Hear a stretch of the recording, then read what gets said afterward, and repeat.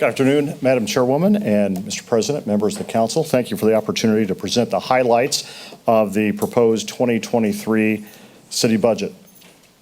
As usual, we have a great many needs, and we have done our best to align our financial resources to meet those needs in both our operating and our capital budgets. Our funding sources are bouncing back from the economic downturn brought on by the pandemic. Most of our revenue is near or is projected to be slightly ahead of pre-COVID revenue levels. I'll begin today with some high-level information regarding our funding streams. First, casino. As you know, we experienced a significant decline in casino revenue during the first year of the pandemic. In fact, if you'll recall, we came before you and made mid-year cuts in 2020. I'm pleased to report that the forecast for casino revenue is up 8% over this year in 2023 to $11.4 million. That's still $300,000 short of our 2019 income and about $800,000 short of 2018, but it's certainly trending in a very positive direction. Local income tax, we anticipate a slight increase, 2% over this year to just over $20 million. The public safety LIT is projected to be flat from the 2021 actual revenue number of $5.6 million. Motor vehicle highway, we're projecting a $138,000 increase over this year's budget, or $4.8 million, which is flat from 2019. Local roads and streets is budgeted at $2.1 million, which is $100,000 higher than this year's budget, but still down $100,000 from 2021. Both the MVH and LRS are figures that we receive from the state. The food and beverage tax is a very bright spot again this year. We are projecting this figure to be $5 million for 2023, or about 8% over this year. You may recall that we use 100% of this revenue for bond payments at the Ford Center. Like last year, we are utilizing American Rescue Plan Act funds as revenue replacement, about $5 million in operating and $8 million in capital. Before highlighting the capital request for 2023, I'd like to point out some of the key changes we are proposing for next year's operating budget. They include 3 new full-time inspectors in the Code Enforcement Department and 2 new part-time positions. The caseload in that department is very heavy, and we're seeing a greater need for enforcement to ensure tenants have a safe and healthy living environment. We're also proposing a full-time position to oversee the city components to our climate action plan. We envision a co-department with the EPA, and the position would be called EPA/Sustainability Program Director, and this position would report directly to the mayor. We're also advocating for the reinstatement of a position previously eliminated during the early COVID-related budget cuts, that is a supervisor in street maintenance. And the Salary Administration Committee has likewise approved a request that is in the Finance Department. It is for a grants clerk to oversee compliance of our American Rescue Plan Act allocation and will be funded by ARPA. I'd also like to briefly touch on a few expense drivers. One is fuel. As you know, we purchase a fuel hedge, which allows us to accurately budget our fuel costs.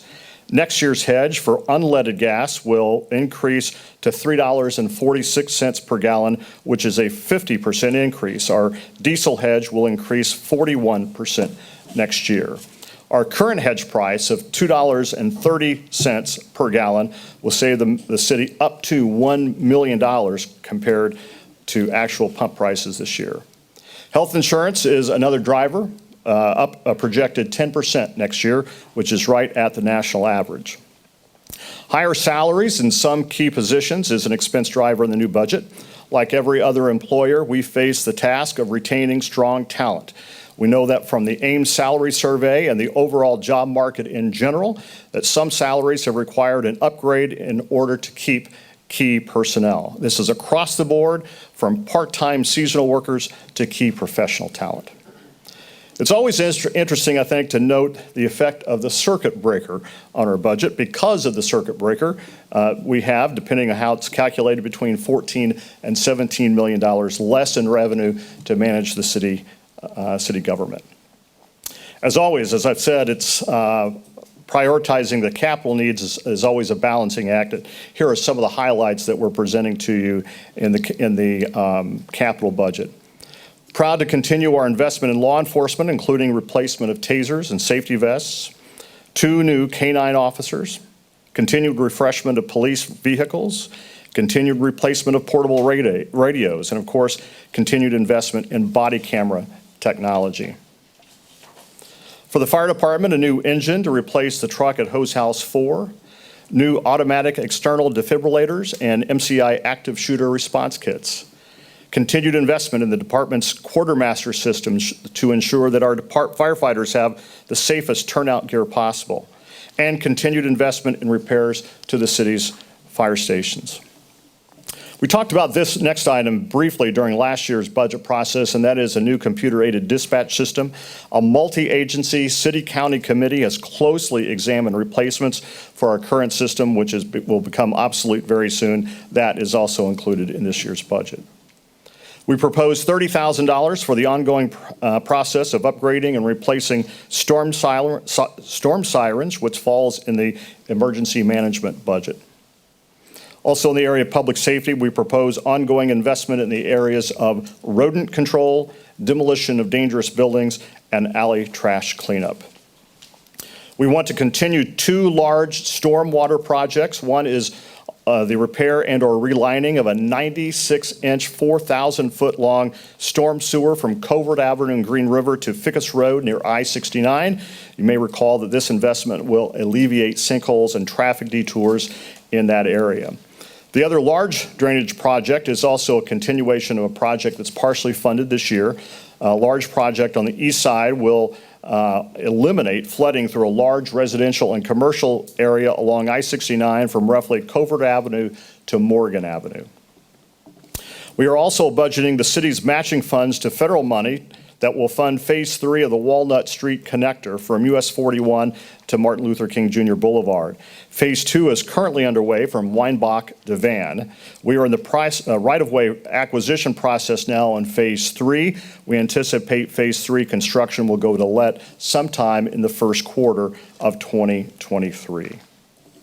I'd like to take a moment to address capital needs for our Parks Department. Deputy Mayor and Interim Parks Director Steve Schaefer has done an excellent job these past few months evaluating the department's needs.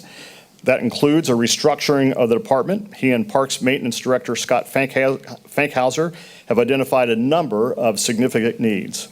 We believe the best way to address those needs is through a bond issue. The bond issue itself would be for approximately $9.6 million and would include a variety of projects and equipment replacement. Among the items the bond could pay for, a new chilling tower at Swander Ice Arena estimated to cost $1.5 million. Restoration of the Four Freedoms Monument, a new slide and diving board for Hartke Pool, demolition of the old Lloyd Pool, several key improvements at Mesker Park Zoo, including the Rhino Reserve and the Clay Building, renovation to the Wolf exhibit, and repairing the roof to the Lemur Building. Cart path and pavement improvements at the city golf courses and zoo, adding lighting to fields at Gable Soccer Complex, and constructing year-round restrooms at Gable. We'll present a final list of the projects and equipment to be included in the bond when it comes before you for approval at a later date. I'd like to close with some comments regarding the Evansville Water and Sewer Utility. As you know, we are in a pause with the U.S. Environmental Protection Agency and Department of Justice regarding our integrated long-term control plan. As a result, we are in our 3rd consecutive year with no sewer rate increase. As I told you in this very forum a year ago, a modest increase will be required beginning sometime in 2024 so that we can fund a new Wadsford Yard lift station, a project that is an absolute necessity and one that regulators expect us to complete.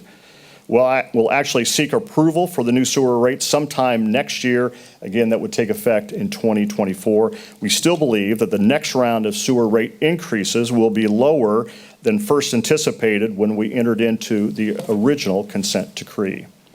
And on the water side, our new rate structure, which began, as you know, began July 1st, We rolled out our utility assistance program at the same time, where a qualifying resident can receive a $10 monthly credit to offset the $2.27 per month increase.